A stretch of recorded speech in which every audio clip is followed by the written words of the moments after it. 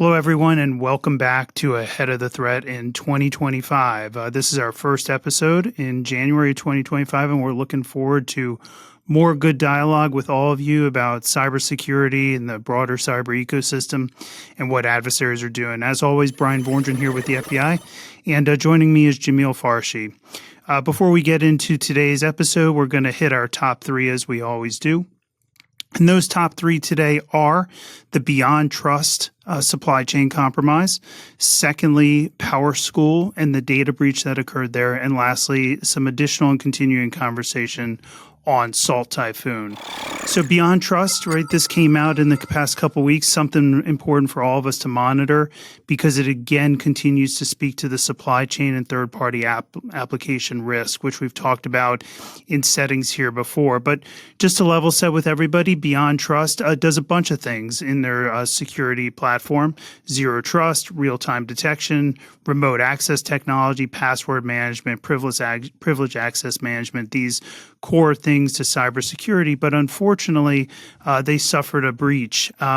Their products are used by a broad array of industries, whether that's government agencies, tech firms, retail, e-commerce, energy, almost the list goes on and on.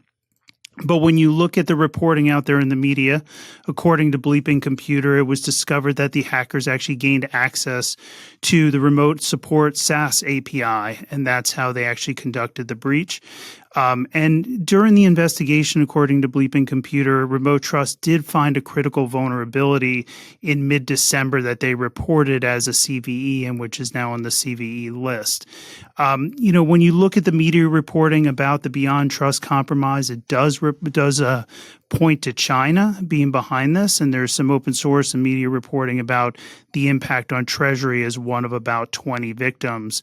But again, more globally and more importantly probably here, it's this supply chain risk, the SaaS platforms, the third-party applications through trusted connections and trusted relationships and infrastructure that give an adversary, whether nation state or criminal, access to other parts of an infrastructure. So Jamil, over to you for any thoughts.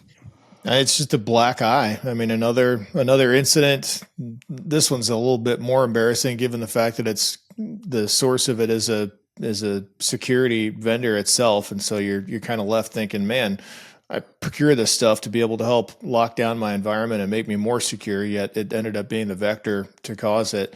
The fact that it was Treasury makes it even worse. I think was CFIUS affected in this one too. I feel like it may have been. I'm not entirely positive, but just another example. I mean, our guests have talked about this over the course of the past year, and it's same old. But the vendors out there, especially on the security side, really have got to step it up in 2025. I think. I mean, we can't have another year like we did last year, where it's just one after another, and the source of it is, in fact, security itself. It's just a huge black eye.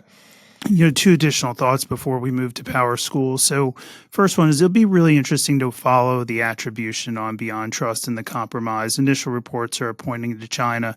It'll be really interesting to understand which APT is behind it and really understand the strategic goals behind why the APT did what they did. And secondly, is this thought that within these supply chain attacks, right, the question always is, what should organizations do to prevent them? The unfortunate answer is there isn't much. We continue to point to really understanding who you're doing business with, understanding to the best of your ability what trusted relationships exist. The National Cybersecurity Strategy that was published 2 years ago points to shifting the liability to the software provider for security, right? And will be interesting to see in the upcoming year or two how that actually takes shape. Well, I do think that there's going to be, I mean, you probably know this better than I do, but there will be some changes coming with the new administration stepping in. And so I think there will be potentially a more forceful position on some of these things. So I guess we'll see how that plays out. But I think your first point, you're right. It's really on the defender side, it's really tough. I mean, you rely on the vendors to make sure that their products are secure. And if they're not, there's not a whole lot you can do. I mean, but aside from some behavioral detections and maybe some access controls internally to be able to help mitigate the lateral movement and potential exfil of information and stuff. But it's just extremely difficult at that point in time. So it's a tough position for us all to be in, because you just sort of have to sit there and take it to some degree, which is just the worst position you could possibly ever find yourself in. Yeah, and I'll just point, I've mentioned this in this forum before, but I think it's important. The first Cyber Safety Review Board report, which really addressed Log4j, one of the most important findings, I think, in that report is that there are no secure coding standards within the university system in the United States of America. And when you equate that to other trades, right, whether that's civil engineering and building bridges or dams or buildings, there's always these baselines of accreditation to ensure safety and security. Unfortunately, that doesn't exist in our education system right now, probably something that would be of really, really import to get under control in the coming decade. It would help, but we also need the prioritization, because I think, I don't know, any dev worth their salt is going to know what some of these basic measures are to put in place to ensure that your code is secure. But I don't know whether it's the speed that these folks are being forced to deliver at, or it's just the lack of emphasis around security itself in favor of new features and functionality. It's leading us down the wrong path right now. Yep. Okay, on to PowerSchool and the PowerSchool data breach, which has been reported over the past week or two. We raise this here because we think it's important, not so much because of what happened, but because of who it impacts. And who it impacts is 60 million students and teachers in our K through 12 education system here in the United States.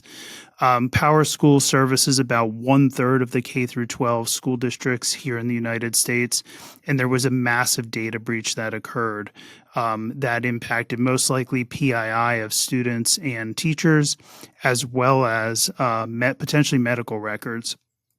And so the unauthorized access, the activity, the data breach occurred through essentially stolen credentials and access to essentially the platform that accesses the database. But again, the how in this case to me doesn't really matter, right?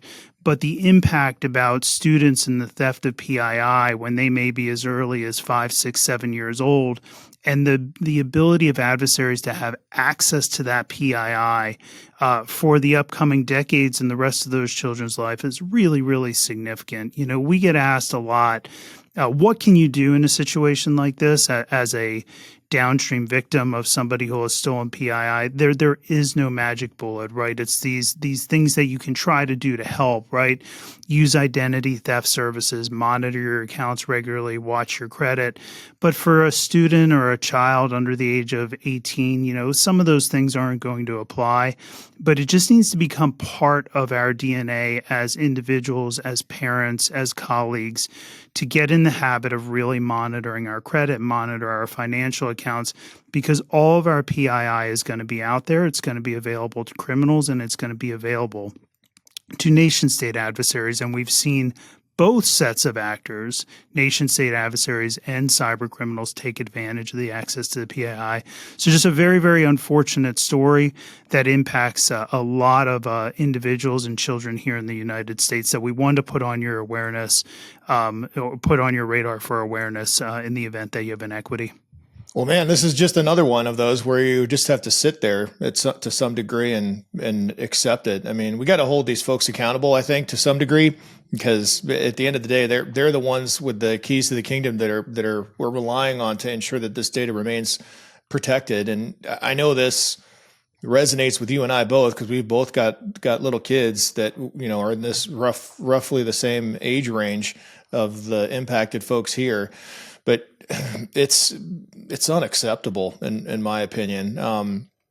You did list off a few things that are useful to a degree, but given their ages, yeah, even on the credit monitoring side and stuff, I would recommend taking advantage of the family accounts and stuff that you have on there. But they're so young that at this point in time, it's tough. The value add there isn't substantial for that age. And you're right. It's a great way to get a foothold for the adversaries, for these individuals, lives, because a lot of this data it's not going to change. It is what it is. So it's just another tough situation, unfortunately. When we look back and we just compare and contrast BeyondTrust and PowerSchool here today, right? The BeyondTrust compromise was fairly sophisticated, right? Or at least it's shaping up to look that way. We'll know the full story here in the coming weeks and months. However, the PowerSchool compromise is not sophisticated.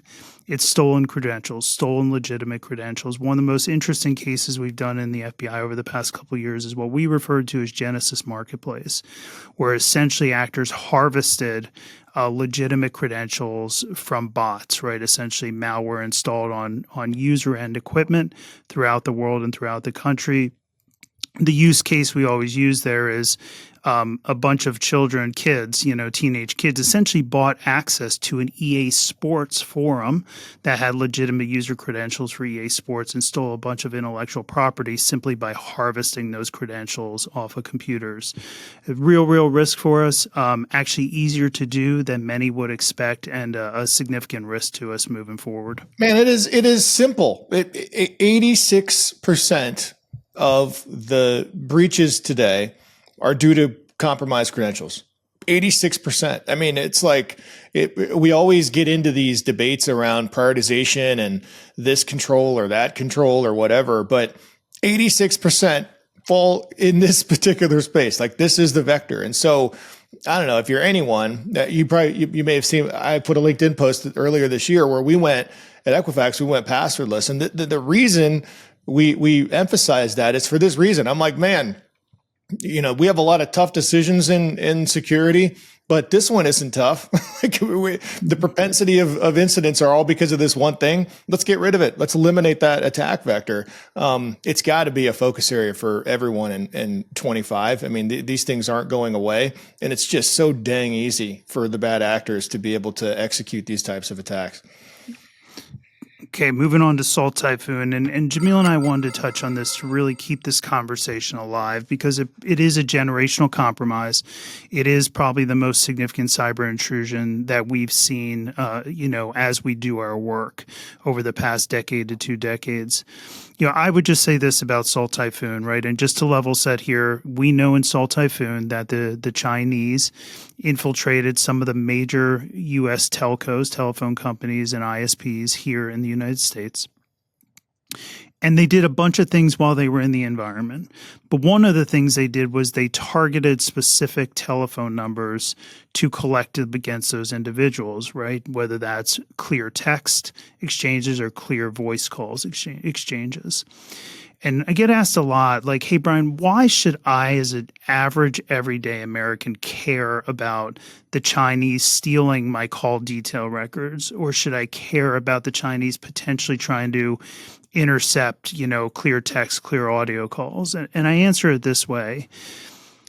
The fact that we have to consider the PII of a 6th grader, a 7th grader, an 8th grader being in the hands of the People's Republic of China or the Chinese Communist Party and what they may do with it is kind of crazy, right? We know from looking at APT 41 activity over the years that they did use stolen PII to open a host of unemployment accounts, right? So the Chinese are letting their nation state-backed trained individuals moonlight for personal gain over here. We've already talked about the risk for generations and decades to come about our children's PII being out there. On the intercept side, if the U.S. government ever attempted to intercept communications of individuals unilaterally without court order, there would be an uprising, and rightfully so. But this is an attack on our sovereignty. The Chinese essentially collecting on Americans' phone calls and American text messages here in the United States is an attack on our sovereignty, right? It's a really, really big deal. We want to keep this conversation alive because it is a generational impact on us. And it's China all over the place. I mean, it feels like every day now there's another incident that involves an attack from those folks. We got to do more. One of the things I was disappointed about, I was reading about the some of the response that we've had on this one and giving giving CISOs guidance on configuration management and patching, not useful. Anyone in those roles is going to know that stuff anyway. I don't know how that's really useful at all. I think we need to do a better job. I mean, we've got to help in a more tangible, practical, effective kind of way. Our response cannot be so laissez-faire and cookie cutter. I don't think these attacks aren't going away. They keep getting. It feels like the volume and the severity and the sophistication just continues to improve, and we're just sitting here taking it. Not good at all. One thing I heard said, and I can't attest to this based on my own education or real training or knowledge, but the telcos here are built for speed, right? They're not built for security, and they're built for interconnectivity with other providers, and that inherently brings risk. And so, Jamil, what you're saying about better guidance, right, more resilience, I agree with that. I think it's really, really complicated when you get into the X's and O's of how to do that. But I also know that there's people in industry right now that are undertaking that exact line of effort, right, because it's so important. Well, it is, and I would say that I know personally, the security leaders at these organizations, highly skilled, like top tier folks in many respects. And I just don't see why providing someone with some basic stuff is going to, it might make a headline. It might make you optically look like you're being useful, but it's not. So we need to up our game in this front, because we've got a ton of talent within those organizations, want to do the right thing. We need to help arm them to be able to do their jobs more effectively. Yeah. Well, that completes today's top three. So BeyondTrust and the compromise of Treasury, the PowerSchool compromise impacting up to 60 million student and teacher records, and then continued dialogue on Salt Typhoon. We'll now go to a previously recorded episode with Charles Carmichael, the Chief Technology Officer at Mandiant, and a name familiar to many of you. Joining us today is Charles Carmichael. Charles, welcome to Ahead of the Threat. Just to get us started, can you give us some brief background on your role, the title, what your day-to-day functions look like, to set the scene for our audience? Yeah, of course, absolutely. First of all, thanks so much for having me here. My name is Charles Carmichael. I'm the Chief Technology Officer at Mandiant, and I lead a team of security consultants and incident responders that help organizations both respond to security events as well as try to prepare for and mitigate the risk and the impact of cybersecurity events. And when I think about what I do on a day-to-day basis, about a third of what I do is I help my clients, mostly the executive teams and their boards, either prepare for a security event or actually respond to it. The other third, what I do is I do a lot of public speaking. So I do conferences, webinars like this, speak to media and press. And then a third of what I do is I help run the business. Great. Do people use the term webinar anymore? I just did. Well, Charles, we're going to talk all things scattered spider over the next Right. 30 to 40 minutes. And it's an area that we know that you have tremendous depth in. And I know that I'm personally looking forward to your thoughts on it. But let me just frame what scattered spider is. We've known in the industry, specifically Google and Mandiant have known within the industry about scattered spider for multiple years at this point. And I think that really speaks to the value of the work that Mandiant does within the incident response space, because they're seeing these new threats, these new trends in real time because of their engagement with victims. But with scattered spider, we saw a shift in TTPs, tactics, techniques, and procedures that really changed some of the things that we trusted as true and normal. And we'll get into all that here today. But Charles, can you begin by just giving us an overview of what scattered spider actually is? Sure. And look, let me actually take a step back a little bit further beyond just scattered spider, because I think it's important to do a little bit of level setting for the audience, just kind of understand who the actors are that maybe kind of look and feel a little bit like scattered spider, but who we treat as distinctly different. So I first became aware of groups like scattered spider around 2021, and we responded to fairly interesting and different intrusions at organizations that largely relied on telephone-based social engineering to convince people to do things. We got a number of calls from victim organizations in 2021 where somebody within the organization, either an executive of the company or perhaps somebody working in a help desk, got a call from a Western-speaking individual asking them to do something. And that something was usually installing some kind of remote management tool within their environment. So think, TeamViewer or AnyDesk or something like that. And once they did that, the adversary was able to get access to the computers of the individuals that installed the remote access solution on their computers. And we very quickly saw them download data from the computer that they had access to. And then within a few days, they started extorting those organizations. And right now, I'm talking about a group that we call UNC 3786, which is a group that we've been tracking for quite some time. And it was, from the Mandiant perspective, it was one of the first scattered spider-like groups that we attract.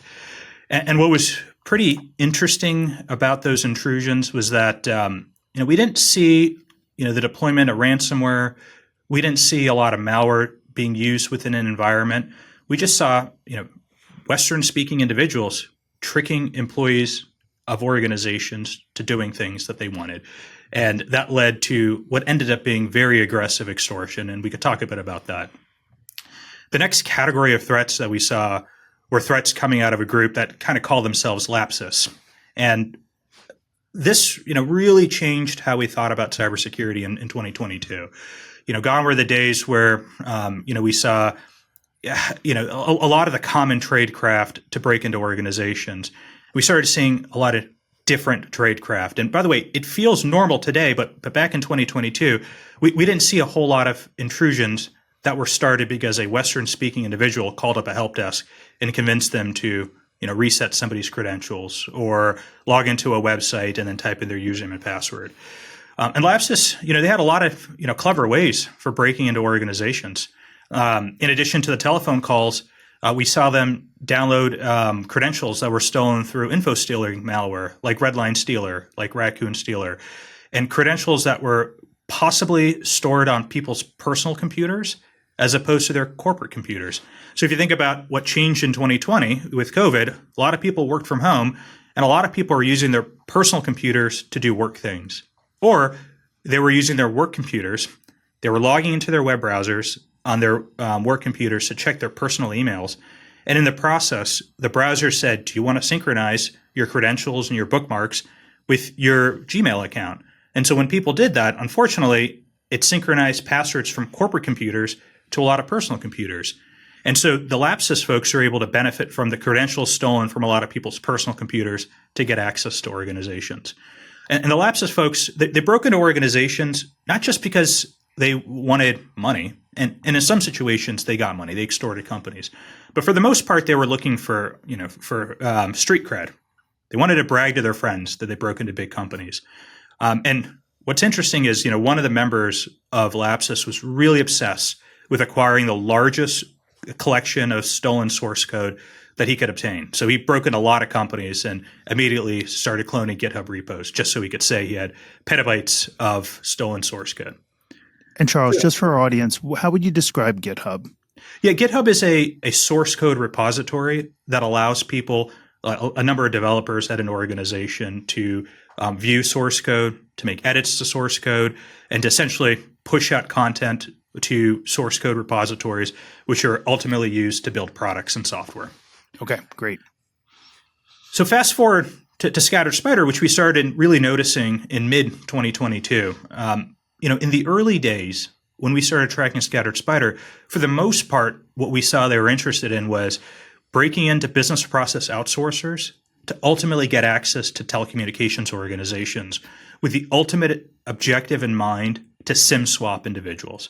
And so what SIM swapping is essentially telling a telecommunications company that a mobile phone number is now ported over to a different mobile device. And what that allowed a lot of these Scattered Spider folks to do is they could hijack people's telephone numbers or their mobile device numbers, and they could then get access to people's accounts, whether it's their bank accounts, their cryptocurrency accounts, or what we later saw them do, they started getting access to people's corporate accounts. And the way they would do that is they would essentially hijack people's telephone numbers, and they'd go to a self-service password reset page, and they'd essentially say they needed to reset their password, and they would ask the service to send a one-time text to their mobile device so that they could prove they are, who they say they are, and then essentially reset corporate credentials, which were sometimes how the Scatter Spider or UNC 3786 folks got access to organizations. So kind of at a very high level, those are kind of the three big groups that Mandiant tracks. There are obviously many others, but those are kind of the three big ones that kind of look and feel like Scatter Spider. And sometimes the community will use the word Scattered Spider to describe a lot of different categories of threat actors.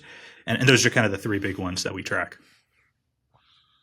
What's the two things here? Number one, what's the significance of the Western speaking aspect, and why? What do you think precipitated that shift? That's one. And then two, have you seen these TTPs from these threat actors evolve to any meaningful degree over the years? Yeah, absolutely. So the use of Western speaking individuals kind of changed how a lot of organizations think about protecting their environments.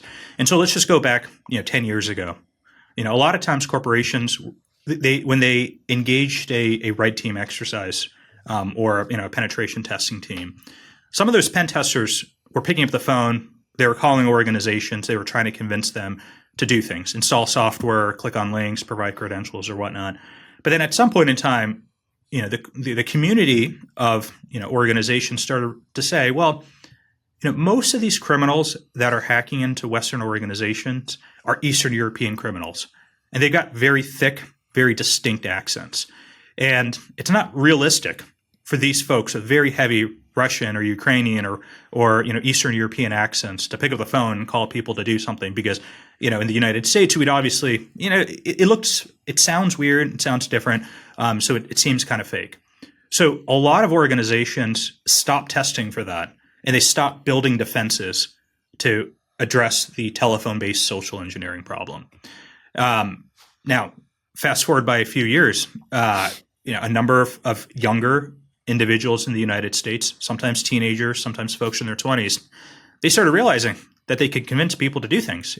If you have a Western accent and you're trying to emulate being a 24-year-old person working in the IT team of an organization, they'd pick up the phone, they'd pretend to be part of the security team of a company, and they'd convince people to go to a website to reset their cache for their Citrix sessions or something. They'd come up with a lot of different excuses. And it sounded pretty convincing because they actually were 24 years old. And they sounded like they were like legitimate folks working in an IT department. And so a lot of companies had to start to build controls to mitigate the risk and the impact of these Western folks picking up the phone and making and calling up folks and convincing them to do things. In terms of how companies are really addressing that now, look, I think because of the awareness of Scattered Spider and of their techniques, a lot of companies have started to build out better processes to verify the identities of individuals. And this is, challenging for a lot of reasons, but, we've seen, as one example, we've seen a number of companies verify identities based on the last 4 digits of their social security number. One of the challenges is that the last 4 digits of a lot of our social security numbers have become relatively easily available to a lot of criminals. So it's a relatively trivial process to find that. Other times we see help desks will ask for the names of the supervisors of a particular individual to verify their identity. And that's also can be trivial to obtain. Yeah, it's not always the most easy thing, but you could do that. We've had some situations in certain parts of the world. For example, in Canada, people in the help desk, they tend to want to be as helpful as possible. And we've had situations with Scattered Spider victims where somebody called up the help desk, pretended to be somebody else, asked to reset their password. The help desk, in return, asked a bunch of challenge response questions. The individual calling pretty much got every question wrong, but the person at the help desk wanted to be helpful. They were Canadian. So they essentially coached them to get the right answer, which ultimately led to the reset of an account. And so the thing that's kind of changed, since the scatter spider problem's become, more broadly known, is a lot of companies have had to really build out some additional processes for identity verification. And some of these new processes aren't that scalable and aren't easy to do in the long term. But, some of the things we've seen them do are they've requested that the individual calling, asking for a password reset, join a video call, turn their camera on, and prove that they are who they claim to be. But by the way, you don't exactly know what people look like. And so in a number of these situations, they've had to get the supervisors of the individuals on the line to verify the video and the audio of the individual or some other way. Again, that can work over the course of weeks or months, but it's hard to do as a permanent thing. Look, honestly, the scatter spider folks, they've really challenged a lot of organizations to think about building new controls to better protect their environments. I completely agree. And I know a bunch of peers who have some very convoluted processes like you just described, which is fine in the short term. It helps to mitigate that risk, but they're just not sustainable, certainly not scalable when you have to pull out your ID and scan it, or they're not effective in some respects, like you just described, where it's a video conference or whatever, but hey, maybe that's being deep faked, or it's voice authentication, and then you're like, well, maybe that's going to get cloned, or whatever. We put in a technical authentication control that I feel really good about a little over a year ago, but there's just a lot of room to grow, I think, in this particular space. But what worries me is, what's the next shoe to drop? Maybe this attack, this vector is going to be so successful that they don't have a need to migrate to something else. But do you see, what's the evolution of this attack, or what are you seeing them do today, or if anything different than what it has been? So I'll talk about some of the things that they've done in the past in just a moment, but maybe to directly answer your question, look, it's hard to predict what they might do in the future. And I am also cautious about giving them ideas. But with that said, I will talk about things that we're seeing right now that aren't necessarily being done by Scatter Spider, but are being done by other adversaries that are facilitating crimes or scams. So we're seeing a lot of the creation of synthetic voices or deep fakes to convince people to move money. So you think about the traditional business email compromise scenario where you essentially trick somebody in an accounts payable team to pay an invoice that maybe might look like a real invoice and maybe from a real vendor, but the bank remittance details are different, such that the money goes to an account that the attacker or the scammer controls. Well, we are starting to get a number of calls from organizations that are dealing with scenarios where there is some synthetic voices or deep fakes that are being used to convince people to pay invoices. And just to kind of give some examples, we see a lot of executives or people on finance teams being reached out by executives over WhatsApp, basically asking them to kind of start the process to wire money for one reason or another. It's usually because of an acquisition or something. And there are times where there's also a video conference call that's going on, a Teams call, a Zoom call, where the person ends up talking to somebody who they think is actually, maybe an executive of a company, a controller, a CFO, somebody like that, where there's, some deep fake that's being used to essentially mask the identity of the person and make it look like it's actually an executive. I'd say the number of cases that we're dealing with related to this are relatively small now, but I continue to hear about these types of situations more and more. Look, the fact of the matter is, the process for creating synthetic voices and deep fakes today, with the technology available, it's easy to do a basic style, cloning of somebody's voice. It's a little bit harder to make it look smooth and seamless, like it's a real human being having a real conversation. So just for fun, somebody on my team, called me up about 6 months ago, and he said, "Hey, just for demonstration purposes, I'd like to create a synthetic voice of you and integrate it in with ChatGPT to see if we could have essentially, a Charles bot in which somebody could have a real conversation with and have ChatGPT respond as if it was you." And I said, "Sure, let's do it. That sounds kind of fun." And so for about $10 in spend, using open source, tools, and then other commercially available tools, and about 10 minutes of time, by basically downloading a video of me that of a talk that I gave that was on YouTube, he was able to basically create a voice that sounded pretty much like me. Now, you could tell there are certain things, like I enunciate certain things differently than how the bot would do it, but it was close enough.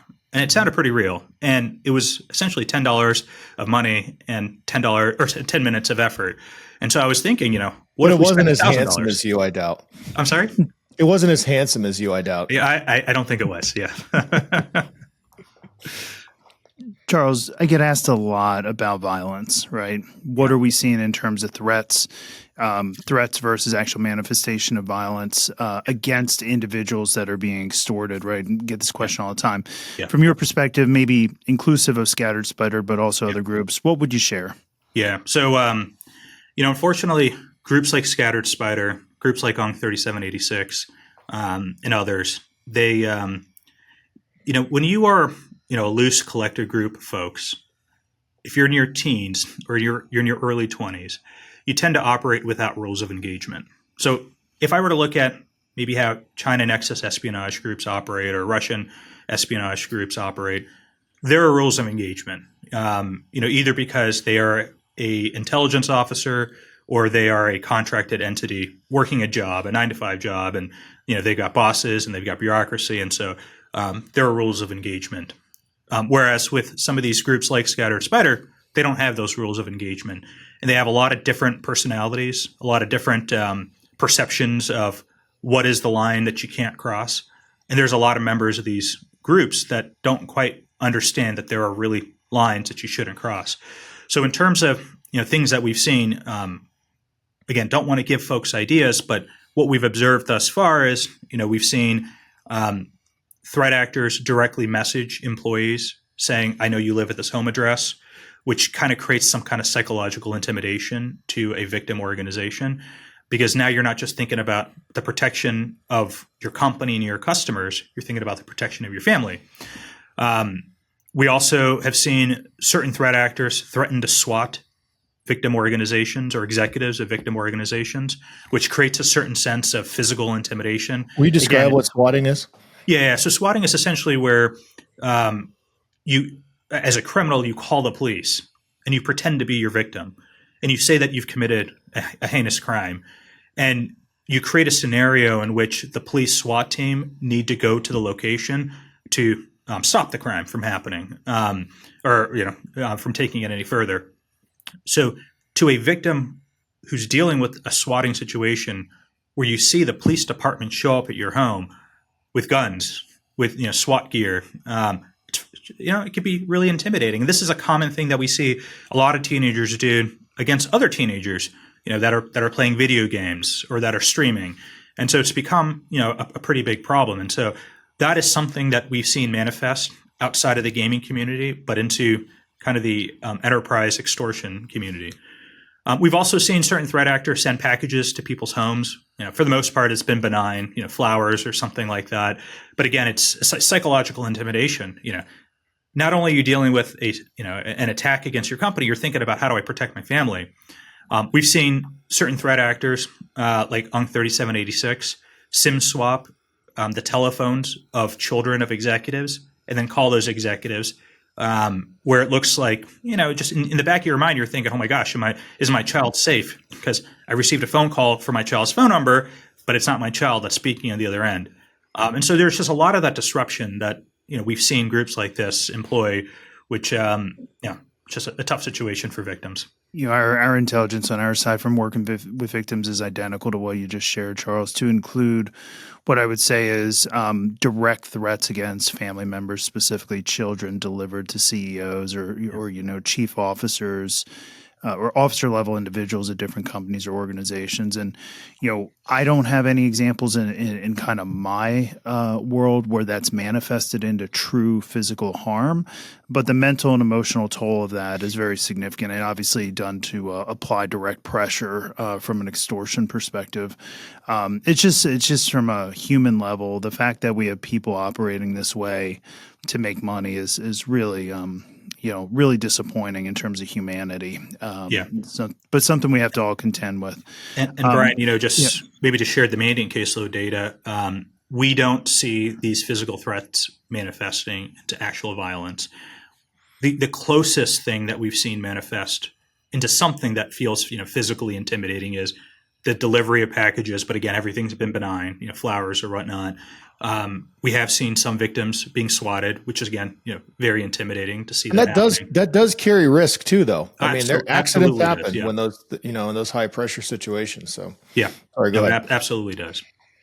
From a swatting perspective, personal experience with this on multiple occasions, I would just encourage our audience to talk about this, especially if you have kids in your home, right? Like if this happens, this is what we would expect you to do, right? And that answer is just comply, right? Just comply. Wait until calmer times, come and you have an opportunity to work through it. Because from the police department's perspective, they're going into what Charles expected is a heinous crime, murders. Mass murder type of environments where that's what they've been told has happened. And so they're going in really prepped for that. So just comply. I have many friends who have had their families removed from their homes, sat out on their front lawn. Just comply and get through it, and cooler heads will prevail. Very, very impactful, though, especially with smaller children in your home. Charles, just looking at my list here, just some of the names, right? Earth to Star, The Messiah, Sosa, R1Z, Wombat. My question is not who's behind these people, because we're all figuring that out, but how are they thought of within the cyber criminal underground? Are they respected? Are their skill sets legitimate? I mean, how are these people actually thought about? Yeah, it depends on who you ask. Okay. So, and it also, I think it kind of depends on when you ask, people. So I'll give you a few different perspectives. A few years ago, when we first started dealing with scattered spider types of intrusions, there was a perception that they weren't capable, that they weren't very skilled or sophisticated because they didn't develop custom malware. And so sometimes in the security community, there's this perception that if you don't have the ability to develop exploits, or if you can't develop malware that's really clever, then you're not necessarily a capable advanced adversary. My argument against that is that the scatter spider folks have been very effective at breaking into organizations, irrespective of the tooling that they use. They're very effective and very profitable, right? Yeah, they've made money. We'll talk about that in a moment, but they've been effective and they've been incredibly disruptive to the victims that need to deal with them. If you ask members within this whole community of folks that are, part of these intrusions. What I find is, particularly for, some of these younger individuals that, if you think about like how we might have been in high school, one day you might be friends with somebody, but, 3 days from now, that friend might say something that you might feel insulted by. So you hate them for the next several weeks. That's a lot of what we deal with members of Scatter Spider and, the broader community of folks. They might be friends one day and hate each other, the next day, and maybe for several months. And so the amount of, discourse and tension amongst them is incredibly high, which as defenders, we could take advantage of that. But sometimes that actually hurts us. And so, to give you an example, one of my hurt us is if you're a victim and you end up paying an extortion demand and you've paid this extortion demand for a promise by the threat actor to not publish the data that was stolen or to essentially leave you alone, some members of the group might feel like they got paid and they got paid their fair share and they might stop. But others may not feel like they got paid their fair share, or maybe they didn't get paid anything because they're no longer friends with the rest of the members. And so they might continue to harass a victim organization. And so that is sometimes the downside of the short-term friendships that some of these folks end up having. But look, these folks have done a number of interesting things and different things over the past few years. And I'm going to walk through some of the different things that they've done. And as I go through them right now, nothing that I say will probably stand out as being totally novel or super sophisticated. But they were very different when the adversary started doing some of these things. And it forced a lot of organizations to think differently about how they defend themselves. And so if you think about, the actor sending text messages to people to convince them to click on links and then provide their username and passwords. Well, just think about, how do corporations protect SMS messages? Most corporations don't. I mean, they protect inbound emails. They look for malicious content or things that look like phishing content. But for the most part, most corporations aren't monitoring inbound SMS messages. As an employee, we don't want them to monitor SMS messages because we sometimes send very personal things, and we don't want our company seeing that. And so if somebody receives a phishing SMS and they tap on the link on their phone, that traffic going to that phishing site isn't routing through the company's enterprise network, or it's not being inspected through their corporate controls. It's getting egressed out to the internet through the cellular provider for the person's phone. And so a person could easily type in their username and password and even one-time password to this fake website that's controlled by the attacker, but looks real. And so a lot of us have had to think about how do we protect organizations and individuals that are phished through SMSs. Another thing we saw is we saw the threat actor essentially compromise virtualization environments, whether it's on-prem or in the cloud. So, for example, if they were to log into a company's Azure environment, we'd see them create and deploy brand new virtual machines that are standard vanilla Windows deployments that don't have any of the company's EDR tools or other security stack. Same thing for on-prem environments. So what does that allow the actor to do? It allows them to run a whole bunch of attacker tools within the premises of an organization without having to worry about EDR blocking the execution of the tools. Now, of course, if they compromise a computer that has an EDR running on it, then you have some controls that could block you. But in terms of running massive scans across the enterprise, or trying to run a bunch of tools in the environment, running that on a vanilla Windows computer on the company's network, it's pretty effective for them to do that. We saw this group deploy encryptors on hypervisors. Now, look, we see that all the time today, but as EDR software gets better and better on Windows computers, we find that there is no EDR software on VMware hypervisors. So we see a lot of threat actors, not just ScatterSpider, but a lot of other groups deploying encryptors on hypervisors. We saw ScatterSpider essentially create rogue identity providers and essentially attach them to companies' Okta environments or Azure AD environments, such that they could essentially create global enterprise admin accounts and essentially do a golden SAML type of attack to access any resource within the target environment network. Golden SAML is essentially a technique that just think of it as it's a way in which an adversary could access any single account or any single resource within a company environment. And the other thing we saw this actor doing is they use commercially available remote access solutions like AnyDesk and TeamViewer and Remote Assist and a variety of other tools. Again, not necessarily super clever or complicated to do, but they were the first to do a lot of these things. And the challenge that I think a lot of companies had at the time is that they just simply didn't know what ScatterSpider was doing. And so they didn't have great defenses against it. But as soon as they learned what ScatterSpider was doing, it was very easy to create triggers to alert on certain things that are very high fidelity indicators of compromise. So, for example, seeing a rogue identity provider getting attached to your Okta, it's a very trivial thing to be able to detect. But if you don't know that's what an adversary is doing, you may not necessarily jump on that right away when you see it happening. And so we were trying to educate companies as much as we could on this is the tradecraft that they're using, and it's easy to detect them once you know what to look for. And by the way, these guys, they didn't try to be quiet. They wanted to be as loud as possible, and a lot of times they did things that were disruptive. I mean, we saw members of Lapsus log into Slack instances saying, "Hey, I've hacked into the company network. I'm the hacker." And we had we saw other employees of those victim organizations kind of laughing at it, thinking that it was a joke by employees. And maybe one, kind of comical situation, which is kind of indicative of some uniqueness about some of these operators is, the guy Arian from Lapsus, at the time he was probably 15 or 16 years old. He had dialed into a war room for one of our incident response engagements. He didn't connect over audio or video, but he dialed into the bridge on his computer, and he screen shared, and he showed his desktop, and he started logging into a whole bunch of the victims' websites and resources.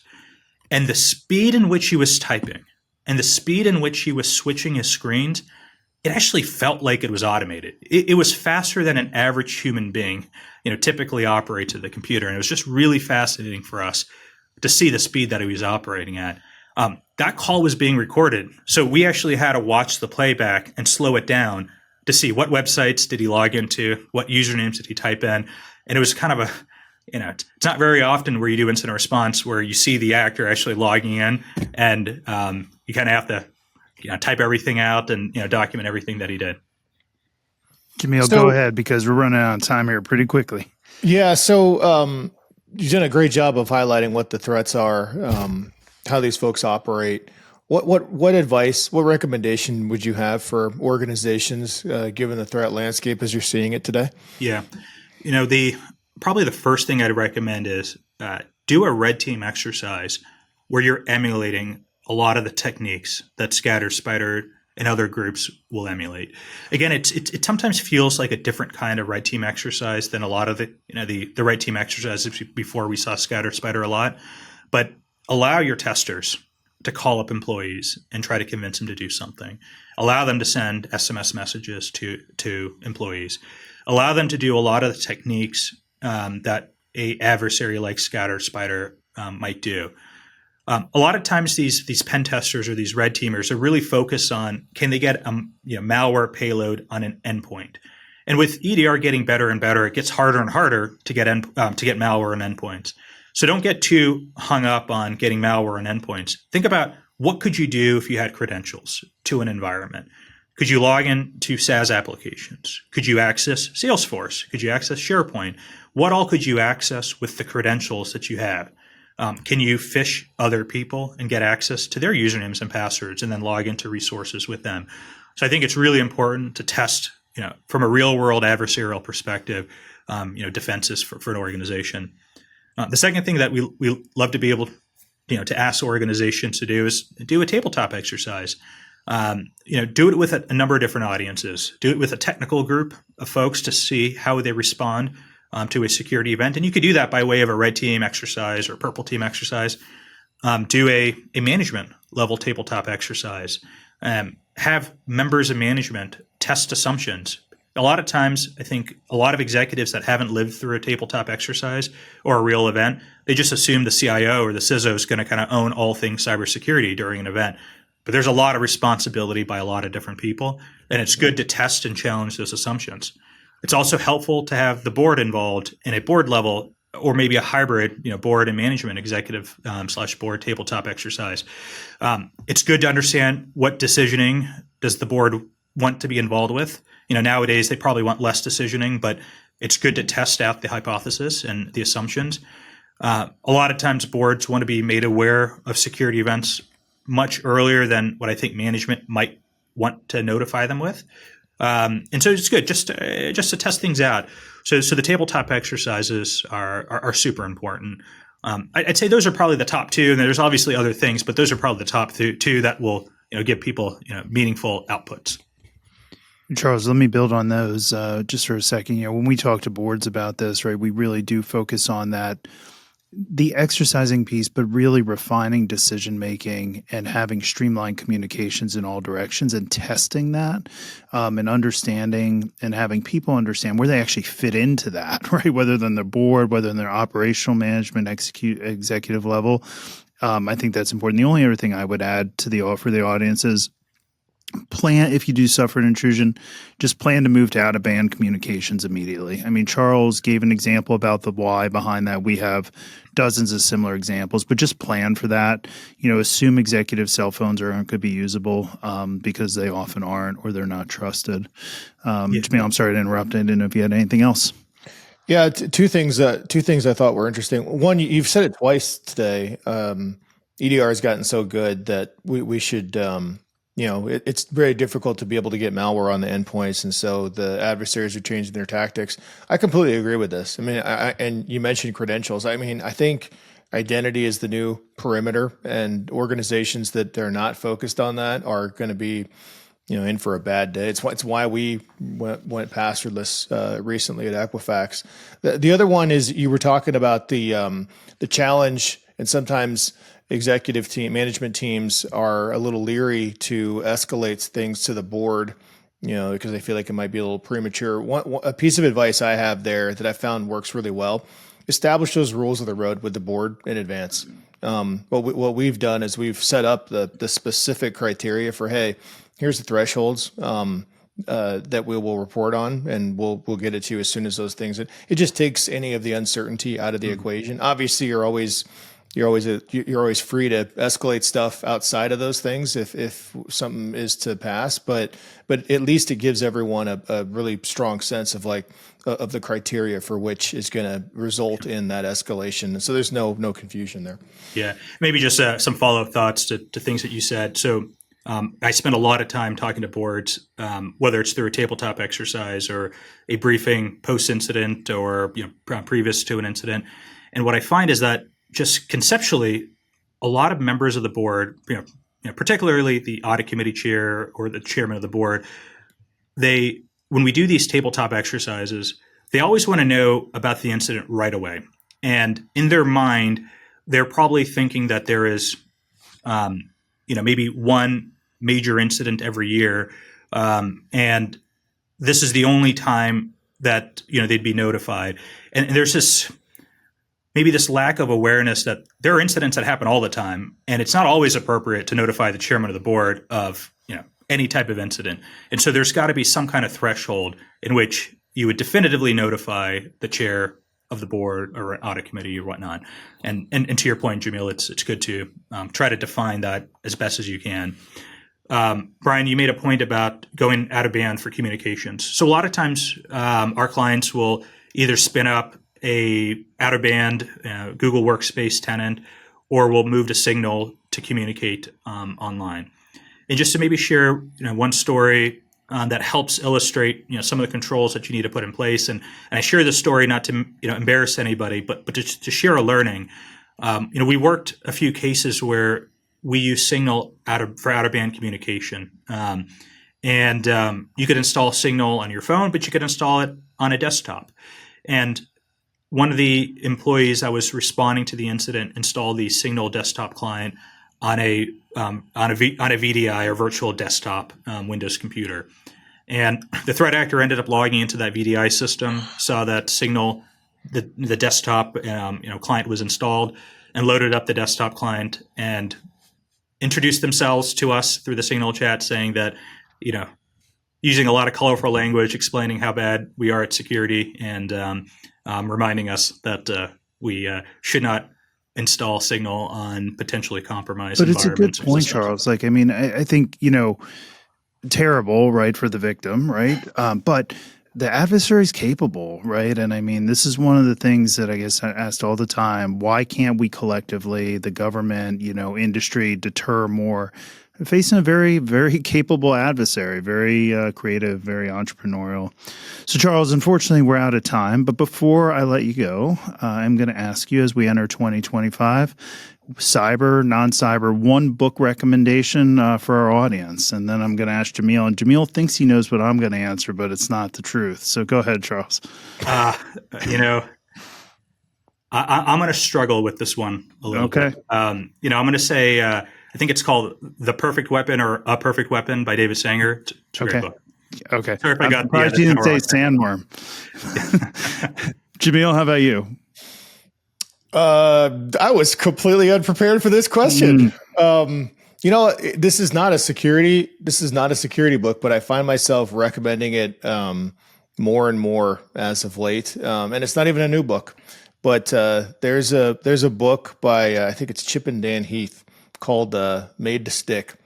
And I think every security person should read this book, because it dramatically helps frame out how you can improve your communications to be able to make it more tangible and more thoughtful and resonate more with your audience. And I think a lot of us are really good, and we've come up through the ranks on the technology side, so we're super solid on that front. but the communication piece is often the problem that trips us up most frequently. So books like that will demonstrably help you in your career. Good. So Jamil thinks I'm going to say A Gentleman in Moscow by Amor Tolls because he knows I love that book, and I do love that book. But my recommendation is going to be Think Again by Adam Grant, which Adam Grant writes about why people are so susceptible to not believing the truth, right? And the psychology behind that makes us all so susceptible to believe things that aren't the truth. And it's a fascinating book, all based on legitimate academic research. Well, Charles, hey, Bryan, thanks. if you don't mind, just real quick. I know you said last question, but I do want to make one quick point before we leave. I do want to thank the Bureau. I want to thank international law enforcement partners for all the actions that they've taken against threat actors over the past several years. I mean, we have seen a notable decline in scatter spider intrusions this year, and that's largely to thank the FBI and a number of global partners for making that happen, for arresting a number of members. Obviously, there's plenty more work that needs to be done, but there has been a notable shift in the velocity of intrusions throughout 2024. So, Bryan, thanks for your leadership. Thanks for all you've done. And obviously there's a lot of people, smart folks that are working behind the scenes to make that happen. And I'd be remiss if we ended this call without me mentioning that. No, I appreciate it, Charles, but I would just say without the industry partnerships with Google, with Mandiant, with Microsoft, we wouldn't be where we are, right? And that's quite frankly the whole soul of this podcast, right? Is that bringing all of us together. But again, Charles, we really appreciate it, and thank you for helping us get ahead of the threat today. Excellent. Thanks so much, folks. Charles Carmichael, simply put, one of the most knowledgeable people in the security industry, globally, right? Certainly in the United States. And I think that came through in droves during the last 35 to 40-minute conversation about the depth of knowledge he has on scattered spider, but more broadly, just in this case, a cyber criminal threat. And we know that if we wanted to talk to Charles about the Chinese, the Russians, the Iranians, the North Koreans, it would be similar conversation, but just 100% a trusted voice in the space. Just a couple things for me that really stood out, right?